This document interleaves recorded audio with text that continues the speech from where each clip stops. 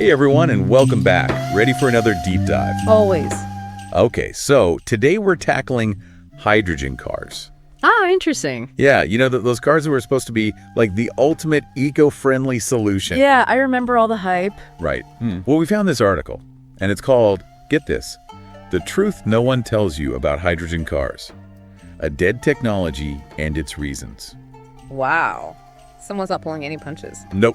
So we thought we'd dive in and, see what's what, see if the article holds water, so to speak. I'm intrigued. Let's do it. Okay, so first off, the article jumps right into the cost. Like, it just flat out says hydrogen cars are just way too expensive for most people. Yeah, that's been a big sticking point, hasn't it? Totally. And it's not just the cars themselves, it's the whole infrastructure, too. Get this.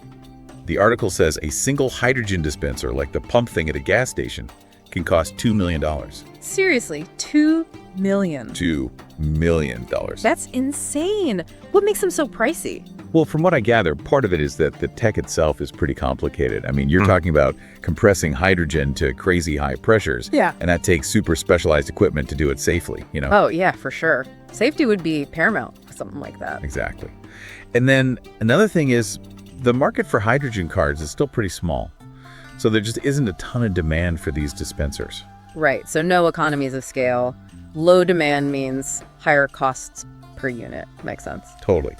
And this all kind of feeds into the next big hurdle, which, you guessed it, is the whole chicken and egg problem. Meaning, like, there aren't enough hydrogen cars on the road to make building more dispensers worth it, but there aren't enough dispensers to make people want to buy the cars. It's a vicious cycle. yeah, classic infrastructure problem. I've seen it before with early electric car adoption. Oh, totally. It's the same story, different tech. And speaking of electric cars, it's kind of hard not to compare the two when you're talking about this. Like with an electric car, you can just plug it in at home or at work. Super convenient. Right.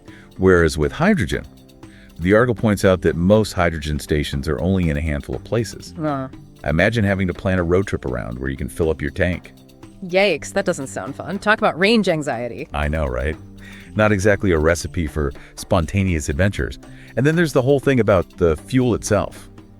Did you see this part? What part? The price.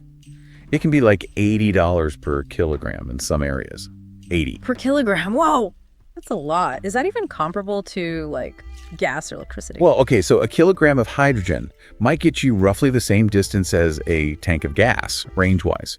But when you crunch the numbers, the cost per kilometer, way higher with hydrogen. Plus, you got to factor in all the energy that gets lost during the whole process, from producing the hydrogen to compressing it, transporting it. It adds up. Hold on, energy loss. I'm not sure I follow. Basically, it means that a big chunk of the energy that goes into making and delivering the hydrogen fuel, it never actually makes it into your car to, make it go. It gets lost along the way, mostly as heat. Oh, so it's kind of like, it's like you put in $1 but only get 50 cents worth of actual fuel. Exactly. Yeah, it's crazy inefficient. The article said you can lose up to 60% of the energy just during refueling. 60%. 60, which, it kind of makes you question the whole zero emissions thing they always tout with hydrogen cars, doesn't it? Right. If you're losing that much energy along the way, it can't be that clean, can it? That's what I was thinking. And the article digs into this too. It's like, yeah, sure, when you burn hydrogen in a fuel cell, all you get is water vapor. Sounds great, right? But the article says you can't just ignore the environmental impact of the whole process leading up to that point. Yeah, it's like saying electric cars are zero emissions because they don't have tailpipes. You got to look at where the electricity comes from. Exactly. So, okay, how does it actually work with hydrogen production? Where's all this hidden environmental impact coming from? Okay, so there are a few different ways to make hydrogen. The most common way right now is to use natural gas, but that releases carbon dioxide, which, not great for the environment. This is what they call gray hydrogen. Then you've got blue hydrogen, which is basically the same process, but they try to capture and store some of those emissions, but it's still reliant on fossil fuels. Gotcha. So not ideal. Not really. And then there's green hydrogen, and this is the one everyone's excited about because it's made using renewable energy sources like wind or solar power. Oh, so that sounds promising. It is definitely the most sustainable option. But even with green hydrogen, you're still going to have some energy losses during the production and transportation and all that. So even the greenest hydrogen isn't totally impact-free. Sadly, no. The point is, you can't just slap a zero emissions sticker on a hydrogen car and call it a day. You gotta look at the big picture, the whole life cycle of the fuel from start to finish. Okay, so we've talked about the costs, the lack of infrastructure, the convenience factor, the environmental impact. It's not looking great for hydrogen cars, honestly. Is there any hope for this tech at all? Or is the article right? Is it a dead end? Well, it might not be the silver bullet for everyday personal transportation, at least not anytime soon, given all the hurdles we've talked about. But the article did mention some other areas where hydrogen could shine. Oh, really? Like what? Well, for example, they're looking into using hydrogen fuel cells for things like heavy-duty trucks and buses.